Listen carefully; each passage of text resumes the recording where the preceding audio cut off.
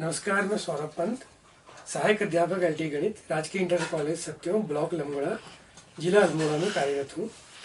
आज हम लोग किरचॉफ के नियम का एक प्रकरण मैंने लिया है, वह है किरचॉफ के नियम से किसी वैद्युत परिपथ का तुल्य प्रतिरोध ज्ञात करना सीखेंगे। तो बच्चों, हम एक उदाहरण से समझेंगे इसको कि किरचॉफ के नियम से हम किसी परिपथ का तुल्य प्रतिरोध कैसे ज्ञात करेंगे। इससे बहुधा मैंने एक समस्या देखी है बच्चों के साथ अक्सर जो होती है वो ये कि कुछ परिपथ में तो बच्चे सीधे सीधे अंदाजा आ जाता है कि कौन सीरीज में है और कौन पैरेलल में, कौन श्रेणी क्रम में और कौन समांतर में। लेकिन कई प्रश्न ऐसे होते हैं कि जहाँ पर हमें ये अंदाज ही नहीं आता है कि कौन श्रेणी में और कौन समांतर में। फिर मैंने ये पाया है कि बच्चे अक्सर तुक्का लगाते हैं कि कभी वो ये मान लेते हैं कि ये दोनों सीरीज में या ये पैरेलल में, कुछ इस तरह का हिसाब करते हैं। तो इस समस्या से निपटने के लिए जो ये कन्फ्यूजन की स्थिति है, इस कन्फ्यूजन की स्थिति को होना ही नहीं है। हमने कोई नई तरीका भी नहीं सीखना है या कोई नई ट्रिक भी नहीं सीखनी है। सिर्फ जो हमारा किरचॉफ का नियम है उसी नियम से हमने इस प्रश्न को हल कर लेना है। किरचॉफ का नियम सिर्फ धारा को निकालने या वोल्टेज निकालने के काम ही नहीं आता, बल्कि इसके द्वारा हम किसी परिपथ का तुल्य प्रतिरोध भी निकाल सकते हैं। आइए समझते हैं इस उदाहरण से। अब जैसे ये परिपथ है, इसमें ये प्रतिरोध आ रहा है, ये भी आ रहा है और ये भी आ रहा है। ए और बी के बीच का हमें तुल्य प्रतिरोध ज्ञात करना है। तो नियम बड़ा सरल है कि जिन दो बिंदुओं के बीच का तुल्य प्रतिरोध निकालना है, एक ओर से आप धारा, अगर आप यहाँ से धारा आई इसमें प्रवाहित करते हैं तो दूसरे बिंदु पर आई मिलनी चाहिए। तो जैसे मैंने इसमें करा है, यहाँ से आई धारा आई, ऊपर को I1 गई, नीचे को I माइनस I1। जब ये I2 ऊपर गई, मैंने इसके दो पार्ट कर दिए क्योंकि दो रास्ते हैं, ये जंक्शन है एक, इधर को I2 गई, इधर को I1 माइनस I2 गई। ये दोनों पुनः इस जंक्शन पे मिल गई, I माइनस I1 और I1 माइनस I2।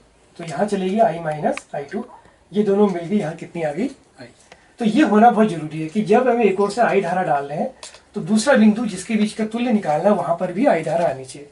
अब आप पहले इस पास में, जैसे मैंने दो पास माने, पास 1 और पास 2, इस पास में हम किरचॉफ का नियम लगाते हैं। इसका कोई प्रतिरोध नहीं दिया तो इसको आप 0 कर लेंगे, क्योंकि इसका प्रतिरोध कितना है, 0, इसका भी और इसका भी। तो ये नियम लगाया, इसको हल कर लेंगे, हल करना आपको आता ही है। तो हल करके ये आ गया I2 बराबर 2I1। ये सिंपल एक सरल समीकरण हुई। इसी तरह से अब हम एक दूसरे परिपथ में जो पास 2 है उसमें किरचॉफ का नियम लगाते हैं, जैसे मैंने इस दिशा में लगाया। तो इसको भी आप सरल कर लीजिए, ये ऐसा बन जाता है, R चूंकि 0 नहीं है तो अंदर का मान ये 0 होगा। और इस समीकरण में जो इसको हल करके आई है, इसमें हम यहाँ से I2 बराबर 2I1 रख लेते हैं। तो I बराबर 3I1। तो देखिए I2 का मान 2I1 आया, I का मान 3I1, और हमारे पास यहाँ पे 3 वेरिएबल थे, I1 और I2। तो एक चीज का और ध्यान रखना, जब आपके पास 3 वेरिएबल होंगे या 4 हो, किसी में 5 हो, तो आपने करना क्या है, सभी को, सारे के सारे वेरिएबल को किसी एक वेरिएबल की रूप में निकालना है। तो जैसे अभी हमने I2 को भी I1 में निकाला और I को भी I1 में। अब इसके बाद यह आता है कि तुल्य प्रतिरोध निकालेंगे कैसे। तो अब आप क्या करिए, ए और बी के बीच में एक काल्पनिक परिपथ बना लिया। ये काल्पनिक परिपथ में जो R है, ये है इस पूरे परिपथ का तुल्य प्रतिरोध। तो इस पूरे तुल्य प्रतिरोध में क्या, पूरी की पूरी देखिए I धारा प्रवाहित हो रही है, तो IRQ।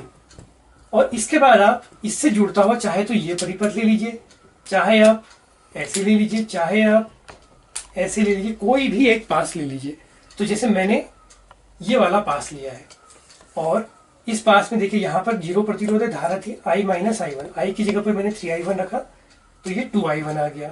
इसी तरह से यहाँ पर I माइनस I2 था, मैंने इसमें I की जगह पर 3I1 रखा, I2 की जगह पर 2I1, तो ये I1 आ गया। अब इस पास में हमने किरचॉफ का नियम लगा दिया। मान लिया मैंने इस दिशा में लगाया, तो IRQ बराबर I माइनस I1 0, चूंकि ये 2I1 था तो इसको 2I1 0 भी लिख सकते हैं, और ये I माइनस I2 R, इसको हम I1 गुणा R भी लिख सकते हैं। इनको आप चाहे तो R लिख दीजिए, क्योंकि हमने पहले ही लिखा था। इसको हल कर लेंगे तो ये 3I1 REQ बराबर I1R और REQ बराबर R/3। तो देखिए ये R/3 का अर्थ है कि एक तरह से तीनों समांतर में आ गए। तो ये प्रश्न मैंने इसलिए लिया कि बहुधा मैंने ये देखा है कि बच्चे इसमें अंदाज नहीं कर पाते कि सीरीज में है या पैरेलल में। तो मैंने कई बार देखा कि वो रट लेते हैं, याद कर लेते हैं कि ये तीनों, भैया परीक्षा की दृष्टिकोण से अगर इंपॉर्टेंट प्रश्न है तो बच्चे याद कर लेते हैं कि तीनों समांतर में, उत्तर निकाल लेते हैं।